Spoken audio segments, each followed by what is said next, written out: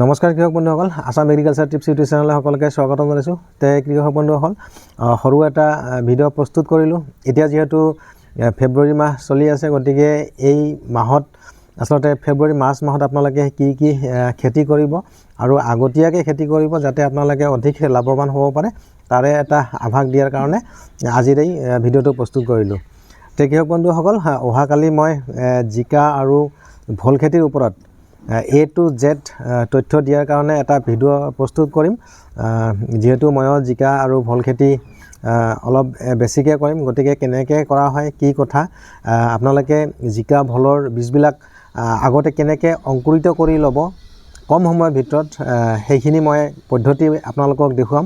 মই 2-3টা পদ্ধতি আপোনালোকক দেখুৱাম যে আপোনালোকে আগতে বীজবিলাক ঘৰতে কেনেকৈ অংকুৰিত কৰি ল'ব। গতিকে তাৰ ভিডিঅ' অহাকালি আপোনালোকে নিশ্চয় পাই যাব। কৃষক বন্ধুসকল, আপোনালোকে যদি মোৰ চেনেলত নতুনকৈ ভিডিঅ' চাই আছে, এনেধৰণৰ খেতি সন্দৰ্ভীয় ভিডিঅ' পোৱাৰ কাৰণে মোৰ চেনেলটো ছাবস্ক্ৰাইব কৰি ৰাখক আৰু আজিৰ ভিডিঅ'টো যদি ভাল লাগে আপোনালোকে লাইক নিশ্চয় কৰিব। কৃষক বন্ধুসকল, প্ৰথম কথা হ'ল এই ফেব্ৰুৱাৰী মাহত যদি আপোনালোকে এটা খেতি কৰিব পাৰে, সেইটো হৈছে জিকা আৰু ভোলৰ খেতি।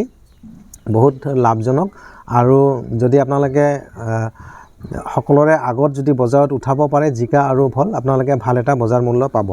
দ্বিতীয়তে হৈছে আপোনালোকে চাল কোমোৰাৰ খেতি কৰিব পাৰে, চাল কোমোৰা কৰিব পাৰে, ভেন্দি কৰিব পাৰে। আৰু আপোনালোকে বাৰিষাৰ বতৰৰ কাৰণে, যিহেতু বাৰিষা বতৰত জলকীয়াৰ এটা ভাল বজাৰ দাম থাকে আৰু বেঙেনাৰো এটা ভাল বজাৰ দাম থাকে, গতিকে আপোনালোকে এইবিলাক খেতি কৰিব পাৰে। কৃষক বন্ধুসকল, মই থুলমূল এটা আভাস দিলোঁ যে এইখিনি সময়ত আপোনালোকে কি খেতি কৰিব। আৰু মই আজি ভিডিঅ'টো প্ৰস্তুত কৰিলোঁ মোৰ ঘৰৰ একেবাৰে ক'ব গ'লে বাউণ্ডেৰীৰ ভিতৰতে, গতিকে মোৰ ঘৰৰ আশে পাশে মই কি খেতি কৰিছোঁ অলপ চলপকৈ।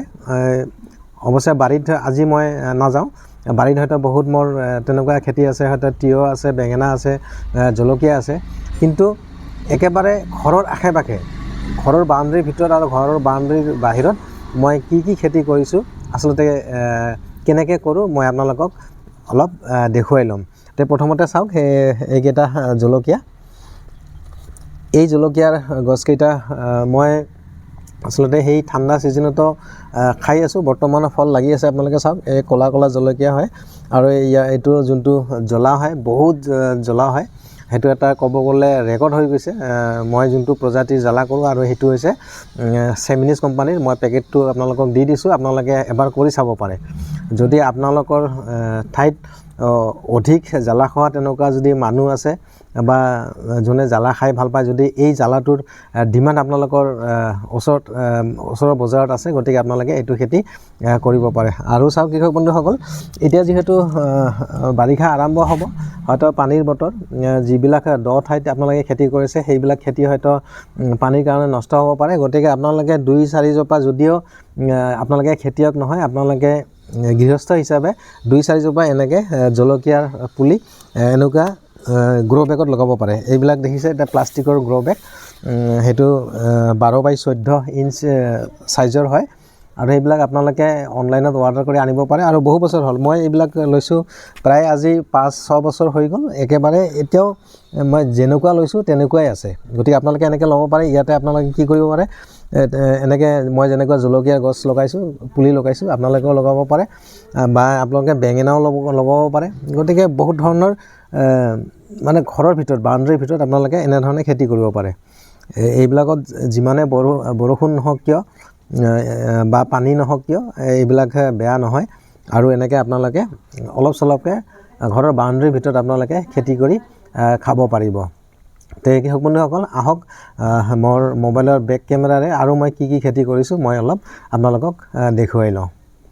কৃষক বন্ধুসকল, অহাকালি ভিডিঅ'টো পোৱাৰ কাৰণে আপোনালোকে চেনেলটো ছাবস্ক্ৰাইব কৰি ৰাখিব। অহাকালি 100% মই জিকা ভোল খেতিৰ ওপৰত বিতং তথ্য A to Z আপোনালোকে কেনেকৈ কৰিব, কি সাৰ প্ৰয়োগ কৰিব আৰু কেনেকৈ গজালি মেলাব সেই বীজবিলাকৰ পৰা সোনকালে, গতিকে তাৰ ওপৰত ভিডিঅ' প্ৰস্তুত কৰিম।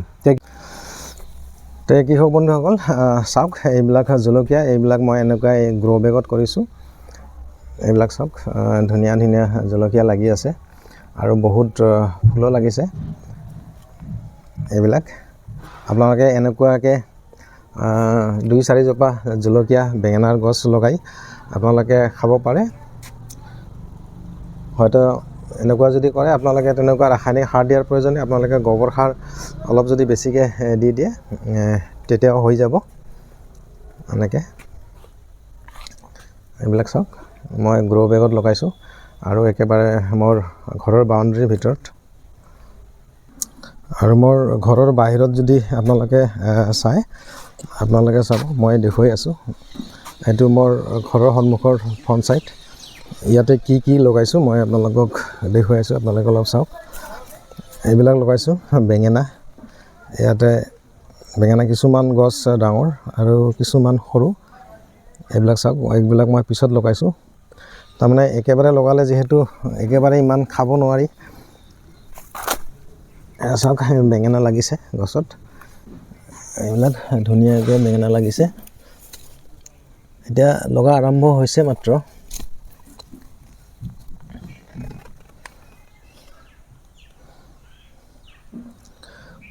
এইবিলাক আছিলে লোকেল ধনিয়া আৰু এইবিলাক মোৰ লফা শাক। এইবিলাক দেখিছে লফা। এয়া বেঙেনাৰ গছবিলাকত বেঙেনা লাগিছে 2-এটাকৈ। এয়া চাওক, এয়া ইয়াতে এটা ডাঙৰ হৈছে চাওক এনেকৈ। আৰু কৃষক বন্ধুসকল চাওক, এই মই ঘৰত খোৱাৰ কাৰণে বন্ধাকবি কৰিছোঁ। এইবিলাক বন্ধাকবি খাই আছোঁ। গতিকে আপোনালোকেও এনেকৈ খেতি কৰি খাব পাৰে।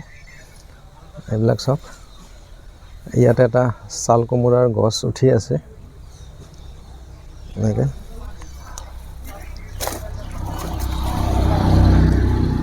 আৰু এই বেঙেনা এহাৰিৰ লগতে মোৰ জলকীয়াও আছে ইয়াতে। এইটো এটা চাওক কিমান ডাঙৰ বেঙেনা লাগিছে। এইটো চাওক, এইফালে এটা আছে।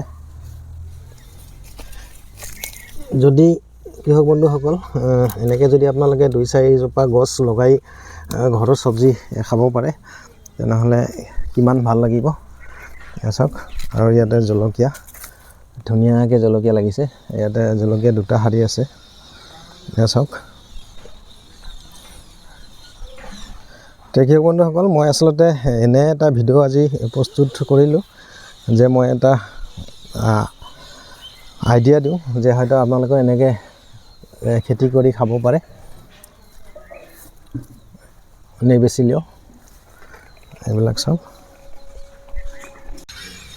এইফালে চাওক কৃষক বন্ধুসকল, এইটো মোৰ ঘৰৰ বেক চাইড। ইয়াতে মই কি লগাইছোঁ প্ৰথমতে আপোনাক দেখুৱাই লৈছোঁ। এইবিলাক পালেং শাক, যোনটো মিঠা পালেং, মই সেইটো মাছৰ কাৰ্টুনত লগাইছোঁ। আৰু সেইটো হৈছে লোকেল বিলাহী। এইফালে আছেই জলকীয়াও আছে এইফালে। চাওক জলকীয়াৰ গছবিলাক বহুত ধুনীয়া হৈছে। আৰু এটা বস্তু মই দেখুৱাই আছোঁ। কৃষক বন্ধু আপোনালোকে চাওক, এই জলকীয়াৰ গছটোত কিমান জলকীয়া লাগিছে। এইবিলাক চাওক আৰু বহুত ধুনীয়া। আৰু সেইটো হৈছে কণ বিলাহী। কৃষক বন্ধুসকল চাওক, মই কণ বিলাহী খাই বহুতেই ভাল পাওঁ, যিহেতু এইটোত সোৱাদটো টেঙা হয়। এইবিলাক লাগিছে চাওক, এইবিলাক কণ বিলাহী। আৰু এইবিলাকৰ বজাৰতো বহুত দাম। যদি হাইব্ৰিড বিলাহী আপোনাৰ 30 টকা হয় কেজি, সেইটো 50 টকা কেজি হ'ব এই কণ বিলাহীটো। একেবাৰে গুৰিৰ পৰা লাগে। এয়া চাওক, এইবিলাক লাগিছে। এইফালে কেইটামান ডাঙৰ হৈছে। এইবিলাক কণ বিলাহী। কণ বিলাহী হয়তো আপোনালোকে বহুতে জানে। সৰু সৰু যোনটো বিলাহী হয় লোকেল, বহুত টেঙা হয়। আৰু এইটো চাওক কৃষক বন্ধুসকল, মই ঘৰত খোৱাৰ কাৰণে বিন কৰিছোঁ। সৰু এজোপা গছত চাওক কিমানটো বিন লাগিছে। আৰু সেইটো জলকীয়া। আৰু সেইফালে মোৰ খেতি, সেইটো বেঙেনা খেতি হয়। এই যিমান দূৰলৈকে দেখিছে সেইবিলাক বেঙেনা খেতি হয়। এইবিলাক জলকীয়া আছে। তো কৃষক বন্ধুসকল, মই এটা বস্তু আপোনালোকক দেখুৱাম। আপোনালোকে কমেণ্ট কৰিবচোন যে এইটো কি বস্তু। মই প্ৰথমতে এইবিলাক দেখুৱাই লৈছোঁ। ক'লোৱে এইবিলাকৰ পালেং শাক, এইবিলাক পালেং শাক, মিঠা পালেং হয়। তাৰমানে মোৰ ঘৰত এনেকুৱা কোনো বস্তু নাই যে মই বজাৰৰ পৰা কিনিব লাগে। মেক্সিমাম বস্তু মই ঘৰৰে খাওঁ। এইবিলাক কণ বিলাহী এইটো পকিব আৰম্ভ কৰিছে, দুই এটাকৈ পকিছে আৰু মই সেনেকৈ বান্ধি দিছোঁ ওপৰত। চাওক একেবাৰে কিমান দীঘল হৈছে গছজোপা। এইবিলাক হৈছে কণ বিলাহী। আৰু মই আপোনালোকক দেখুৱাইছোঁ বিন। সেইটো চাওক, ইয়াক ফ্ৰেঞ্চ বিন বুলি কোৱা হয়। গছবিলাক সৰু সৰু কিন্তু যথেষ্ট ফল লাগে। এয়া মই দেখুৱাইছোঁ, এইটো যদি চাওকচোন কিমান ফল আছে ইয়াতে। সৰু গছ কিন্তু বহুত ফল আছে। তো কৃষক বন্ধুসকল, মই এটা বস্তু যে আপোনালোকক দেখুৱাব খুজিলোঁ যে এইবিলাক কি আচলতে আপোনালোকে কমেণ্ট কৰিব। এইবিলাক চাওকচোন, এইবিলাক কি হয়, কিহৰ গছ হয়। এই ফুল ফুলিছে চাওক, এইটো কিহৰ গছ হয় কমেণ্টত জনাব। নিশ্চয় বহুতে জানে কিন্তু মেক্সিমামে নাজানে। মই ভাবোঁ যে মেক্সিমামে হয়তো আপোনালোকে নাজানে এইবিলাক কি হয়। মই আকৌ পাতবিলাক দেখুৱাই লৈছোঁ। এয়া এইবিলাক একচুৱেলি মই বীজৰ কাৰণে ৰাখিছোঁ। এইবিলাক গতিকে আপোনালোকে কমেণ্ট কৰিব যে এইবিলাক কিহৰ গছ হয় আচলতে। কৃষক বন্ধুসকল, আজি বিশেষ একো নাই, এনে এটা ভিডিঅ' বনাই মই আপোনালোকক দেখুৱালোঁ যে মোৰ ঘৰত আচলতে কি কি খেতি আছে, কি মই লগাইছোঁ ঘৰত খোৱাৰ কাৰণে, এইবিলাক দেখুৱালোঁ। আৰু যিবিলাক মোৰ বাৰী আছে, বাৰীততো আছেই, সেইটো বেলেগ কথা। গতিকে মোৰ একেবাৰে ঘৰতে এইবিলাক আছে। এয়া চাওক, মোৰ একেবাৰে ঘৰৰ পিছফালে এইবিলাক এনেকৈ মই কৰিছোঁ। তো কৃষক বন্ধুসকল, ভিডিঅ'টো ভাল লাগিলে লাইক এটা কৰিব। আৰু মই ভাবোঁ মোৰ নিচিনাকৈ হয়তো আপোনালোকে এনেকৈ অলপ চলপ খেতি কৰি ঘৰৰ হয়তো পাচলি খাওক। এইটোৱে কামনা কৰি আজিৰ ভিডিঅ'টো এইখিনিতে সমাপ্ত কৰিছোঁ। ধন্যবাদ।